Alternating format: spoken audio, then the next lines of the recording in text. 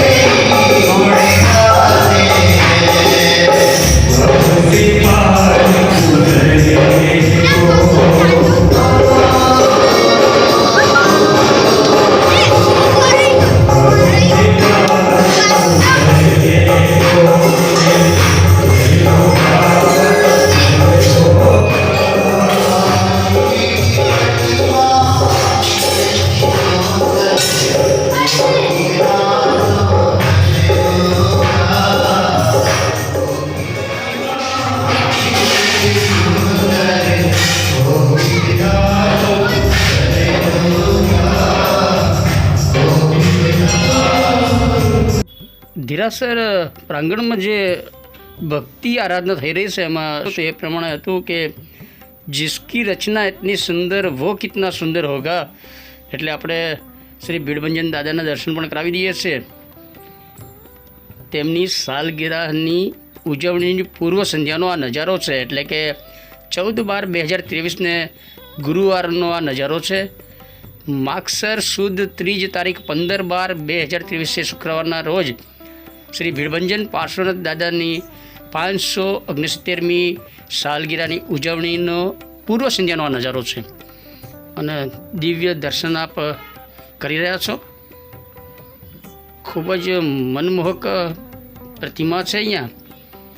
અને આ પ્રતિમા હરિયાળા ગામ જે છે વાત્રક કાંઠે, ત્યાં વડ નીચેથી જમીનની અંદરથી દાદા પ્રગટ થયેલા હતા અને એમની સાથે અખંડ જ્યોત દીપ હતું. એ પણ અત્યારે અહીંયા 569 વર્ષથી પ્રજ્વલિત છે.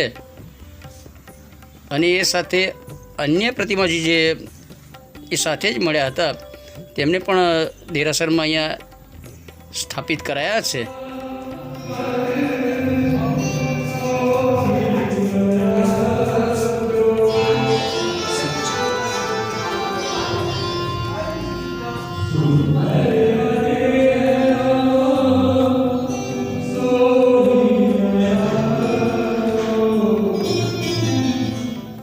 ખૂબ જ અદ્ભુત દેરાસર છે આ, અને ખૂબ જ એટલું પ્રાચીન પણ છે.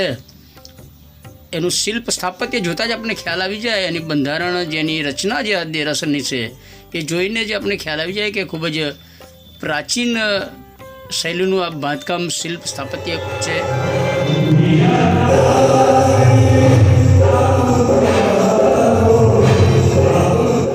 ભગવાન અમીજરા પાર્શ્વનાથ ભગવાનનું જે દેરાસર છે એની આગળ જે પગથિયા છે એની બાજુમાં જ આ રંગોળી પુરાયેલી છે.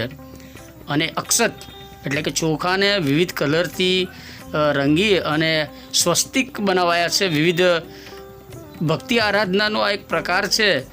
એટલે જે પણ શ્રદ્ધાળુ હોય તે કોઈ રંગોળી પૂરે, કોઈ ભાવથી ગીત ગાય અને એ રીતે પ્રભુ ભક્તિ કરે છે. અને આ દેરાસર પ્રાંગણનું કેટલુંક શિલ્પ સ્થાપત્યથી કંડારાયેલ મનોહર આંગણું છે. ખૂબ જ ભવ્યાથી ભવ્ય આ દેરાસર છે. અને જૂના સમયના જ પાષાણમાંથી કંડારેલા સ્તંભ છે, સિંહ છે, ગજરાજ છે. એનું જે શિલ્પ સ્થાપત્ય છે એ જે સૈકાઓ જૂનું, તરત જ આપણે ખ્યાલ આવી જાય એવું સૈકાઓ જૂનું શિલ્પ સ્થાપત્ય છે. અને વિશાળ પટાંગણ છે. કમાન, પાષાણની જે તોરણ, કમાન એવું કંડારાયેલું છે. સ્તંભ છે અને ગુંબજ, વિશાળ ગુંબજ છે. ઉપર વિશાળ શિખર કળશ છે. અને એનું પ્રવેશદ્વાર સામે છે. અહીંયા કાર્યાલય છે અને અહીંયા ભક્તિ આરાધના ચાલી રહી છે.